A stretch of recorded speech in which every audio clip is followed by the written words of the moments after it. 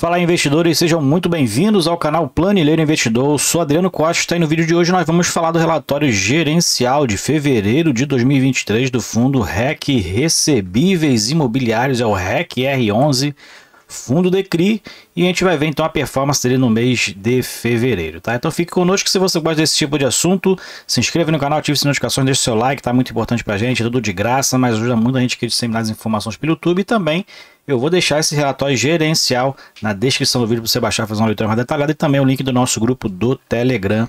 Se inscreva lá e converse também com outros investidores. Vamos lá então. REC Recebíveis Imobiliários, fundo de CRI, né, fundo de papel, na essência, né, no segmento. Ele que é administrado pela BRL Trust e gerido pela REC Gestão de Recursos. Rentabilidade alvo do fundo é o IMAB mais 1%. A gente vai ver essa relação mais lá nos indicadores do fundo, tá? Se o fundo está cumprindo, se não está cumprindo essa rentabilidade alvo. Atualmente o fundo tem aqui um patrimônio líquido de 2,5 bilhões de reais, é o 95,33 a cota patrimonial, e o valor de mercado está um pouquinho abaixo aqui, 2,3 bi de valor de mercado, a cota de 84,40, que na verdade esse mês de março já chegou a estar cotado ali próximo aos 80 reais, então está um pouquinho mais abaixo. Ontem encerrou a quase 82 reais, né? Então o fundo aí está um pouquinho mais descontado do que, um pouquinho mais abaixo do valor patrimonial do que o que está apresentado aqui no relatório, que o fechamento aqui é 28 de fevereiro.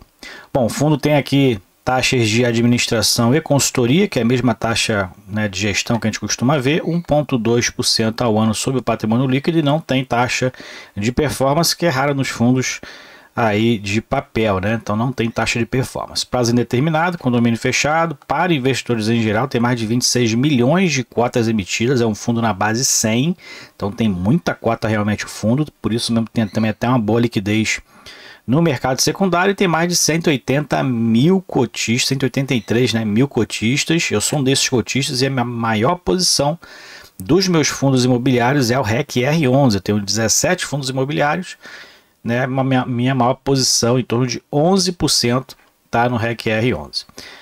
Fundo que eu invisto desde 2020, né? Então tem o código de negociação na bolsa RSR11.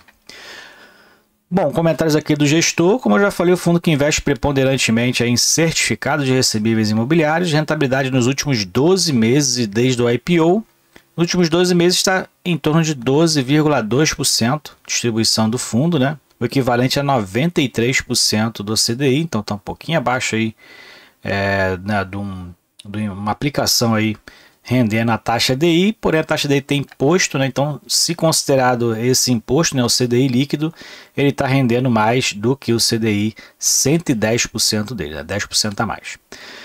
O fundo distribuiu entre dezembro de 2017, que foi o início do fundo, né, até fevereiro de 2023, 84,7%. Então, uma ótima rentabilidade, né? O fundo partindo aí, fez recentemente 5 anos, né? Então, quase aí a sua totalidade, né, investida. Se você investiu R$100 lá no início, já recuperou aí, já recebeu em dividendos 84,70, né? Então, essa aqui é a rentabilidade do fundo. E o resultado do mês, fundo que pagou aí no último dia 14 de março, né, como muitos outros fundos, né, o fundo que tem a sua database o quinto dia útil após o mês que ele faz referência, então ele anunciou aí no quinto dia útil de março os proventos referentes a fevereiro, e pagou no 10º dia útil, né, de 14 de março. Distribuiu então 24 milhões de reais, o que deu 91 centavos por cota, né, e ele faz aqui menção a uma menor distribuição no mês de fevereiro por conta dos dias úteis, né? Teve menos dias úteis do que o mês de janeiro, 4 dias úteis a menos, né? Então o desempenho dos juros, né, aplicados ali aos CRIs acabou sendo menor também. O fundo encerrou o mês com 98% dos seus recursos alocados em 94 operações de CRI, um fundo bem diversificado, com o CRI no seu portfólio, tá? E 3 fundos de investimento imobiliário, né? Então a gente vai ver a questão do risco, né? Qual é ali os percentuais, e não há previsão de nova captação ou nova emissão de cotas pelo fundo. Mais para baixo a gente vai ver aqui as movimentações na sua carteira, fundo que adquiriu aí no mês de fevereiro em torno de 37 milhões em CRIs, Então, todos que já tinham na sua posição, né, aumentou então a posição deles. Então, foi aqui no CRI São Benedito 2, quase 18 milhões de reais, CDI mais 3% de prêmio de risco. H2 Energy, quase 15 milhões de reais, IPCA mais 10,5%, né? Considerado aqui inclusive bem alto esse percentual que o prêmio de risco 10,5%. E o SG Aquiraz, 4 milhões e meio de reais, IPCA mais 9,5%, também uma taxa bem alta. E a liquidação antecipada do CRI Vocan, 9 milhões de reais lá em fevereiro de 2023. Mais para baixo aqui a gente verifica a questão do patrimônio, né? Então não teve alterações no patrimônio líquido aí desde junho, né? As alocações dos ativos aí também permanecendo na mesma linha de janeiro. E nessa especificação das alocações tem aqui, ó, 2,4 bilhões, né, em CRIs, 108 milhões em FIIs. Em caixa, praticamente que o fundo tem 32 milhões e meio, né, fundos de investimento de liquidez diária, e outros ativos 740 mil, o que dá um total de ativo de 2,5 bilhões, quase igual ao patrimônio, porque um fundo de CRI normalmente não tem ali, não tem passivos, né, normalmente, né? Os fundos têm feito alavancagem, né, em relação ao valor captado, capta com valor menor e investe para poder aproveitar juros altos aí de algumas oportunidades de investimento em CRIs. Alguns fundos fazem, o RECR também faz, mas não tem atualmente aqui essas operações compromissadas, pelo menos não está escrito aqui no relatório, né? 94% do seu patrimônio, dos seus ativos são CRIs e 4% então são FIIs e 1% em caixa, um pouco mais de 1%, né?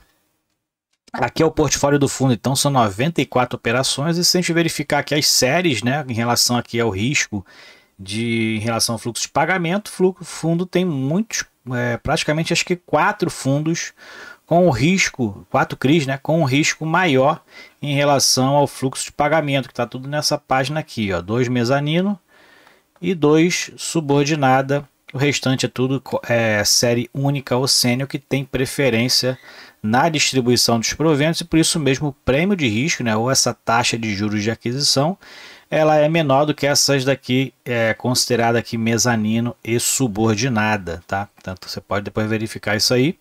O fundo está todo adimplente, né? Tem aqui vencimento antecipado, né? Mas em relação ao status do CRI, está todos adimplente, né? E o fundo tem uma boa diversificação em relação aos CRIs da sua carteira. São 94, são 3 FIIs, como ele já falou, são esses CRIs aqui. O único que aí normalmente é aberto para investidores aqui é o SNCI 11, né? Tem aqui um FII Infra também, que eu não sei se é para investidores em geral.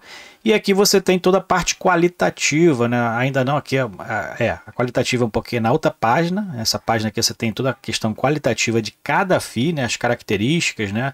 As garantias, quais são ali as garantias que na verdade servem para poder reduzir o risco, inclusive, né, do fundo em relação à inadimplemento. E aqui tem algumas operações, né? O fundo aqui falando sobre as adimplências de vencimentos antecipados desses CRIs aqui, Aracaju Shopping, por exemplo. O fundo detém aí 78% de participação nesse CRI, né? Mas dentro do portfólio do fundo ele representa 1,3%, e assim também como os outros aqui tem aí o acompanhamento da gestão em relação a esses 3 CRIs. Então aqui é a parte qualitativa. Você pode aí baixar o relatório, então fazer essa leitura mais detalhada.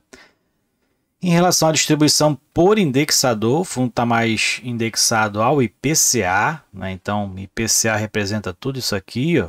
Toda essa parte aqui é o IPCA, né? Então mais de 75% do seu portfólio é indexado ao IPCA, 18% aqui ao CDI, 3% ao IGPM, os outros com uma menor aqui participação. O fundo tem que a maioria dos seus CRIs são CRIs do segmento corporativo, então tem aí um menor risco também em relação a isso, porque são dívidas corporativas com garantia real, e os pulverizados, que tem uma maior... a carteira normalmente de crédito ela é distribuída para muitos financiadores, né, acaba tendo um risco um pouquinho maior em relação, inclusive, à inadimplência, né? Então, O fundo está mais alocado em relação aos créditos corporativos, né? E a gente verifica aqui que dentro dos segmentos, né, incorporação tem a maior participação, depois loteamento, depois aqui o setor hoteleiro, né, investimento imobiliário, pessoa física, utilities e multipropriedade, varejo e logística. Dentro do indexador que o fundo tem maior participação no seu portfólio, que é a IPCA, taxa de juros de média de aquisição é de 7,9%, e o indexador no mês, o acumulado, né, nos últimos 12 meses, está em 5,75%, que dá aí, em média, né, os juros aqui de recebimento aqui em torno de 13%. Mais para baixo a gente verifica em relação à securitizadora, que não tem muita importância em relação à questão de risco, né? Tem aqui a questão também de distribuição geográfica e tem a DRE gerencial do fundo do mês até o mês de fevereiro, nos últimos 12 meses.